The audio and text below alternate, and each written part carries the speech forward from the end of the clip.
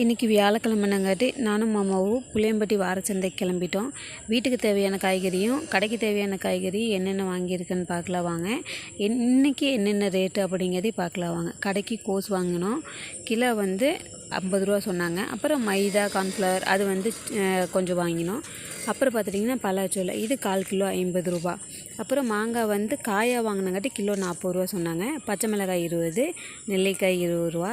அதுக்கப்புறம் கேரட்டும் 20 ரூபா, வாழைக்காயும் 20 ரூபா, உருளைக்கிழங்கும் 20 ரூபா, அப்புறம் சொரக்காயும் 20, பீக்கங்காய் தாங்க இருக்கிறதுலே விலையேச்சு 40 ரூபாங்க கிலோ, அரை கிலோ 50 ரூபாங்க. அப்புறம் பன்னரக்கறி அது 15 ரூபா. அப்புறம் கத்திரிக்காய் 20 ரூபா, பச்சை பட்டாணி ஒரு பேக்கெட் 10 ரூபா. அப்புறம் அந்த நார் வந்து 10 ரூபா, கடுகு 20 ரூபா. மற்ற இங்கே இருக்க எல்லா பேக்கெட்டும் பார்த்துட்டிங்கன்னா 10 ரூபா.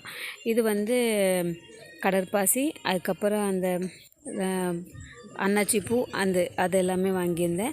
அப்புறம் கடைக்கு வந்து பெரிய வெங்காயம் வாங்கியிருந்தோம். பெரிய வெங்காயம் கிலோ எவ்வளோன்னு பார்த்துட்டிங்கன்னா கிலோ 30 ரூபா வந்துச்சு. 30 ரூபா 35 ரூபா வாங்கிட்டாங்க. ஆமாங்க, நாங்கள் வந்து கடைக்கு வந்து நம்ம நார்மலாக வீட்டுக்கு வாங்குகிற ஆட்டோவில் கொண்டு வராங்க பாருங்கள், அதை வாங்க முடியாது. பெருவெட்டாக பார்த்தா மண்டைக்காயின்னு சொல்லுவாங்க, அதுதான் நம்ம வாங்க முடியும்.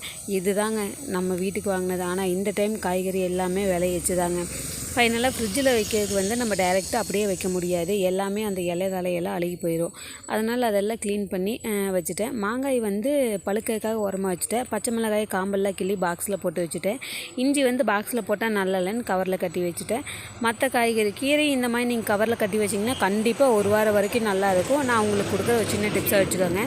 மற்ற காய்கறியெல்லாம் இந்த பீக்கங்காயும் சுரக்காயும் மேலே இந்த தலையை மட்டும் நான் வெட்டி எடுத்துட்டேன். அப்புறம் வாழைக்காய்க்கும் அதே மாதிரியே வெட்டி எடுத்து வச்சுட்டேன்.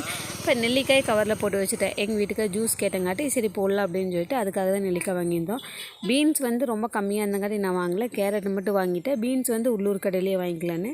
அப்புறம் உருளைக்கிழங்கு என்றைக்கும் ஃப்ரிட்ஜில் வைக்காதீங்க.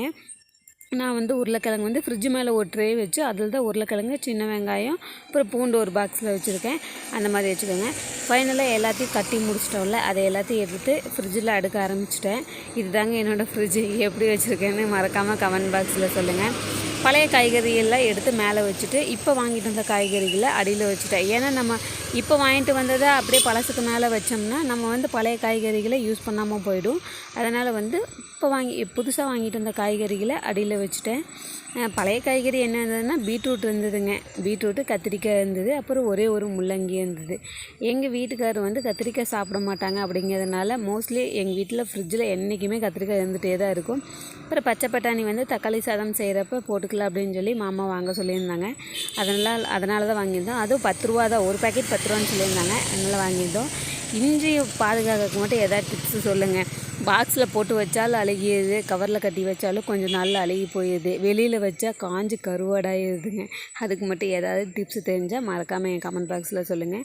அப்புறம் கடைக்காக வாங்கின கோஸ் பார்த்துட்டிங்கன்னா வெளியிலேயே வச்சுட்டா அது சீக்கிரம் அழுகி போயிடுது. அதனால் ஃப்ரிட்ஜில் எந்த அளவுக்கு ஸ்டோர் பண்ண முடியுமோ நான் அந்தளவுக்கு ஃப்ரிட்ஜில் வந்து ஸ்டோர் பண்ணிவிடுவேன். நீங்களே பார்க்குறீங்களா, உங்களுக்கே தெரியும் பாருங்கள் எந்த அளவுக்கு தள்ளி தள்ளி வைக்கிறேன்னு நீங்களே பாருங்கள். ஆமாங்க, ஃப்ரிட்ஜில் வைக்கிறப்ப கொஞ்சம் நல்லாயிருக்கும். பாய், நெக்ஸ்ட் வீடியோவில் பார்க்கலாம். மறக்காமல் சப்ஸ்கிரைப் பண்ணுங்கள்.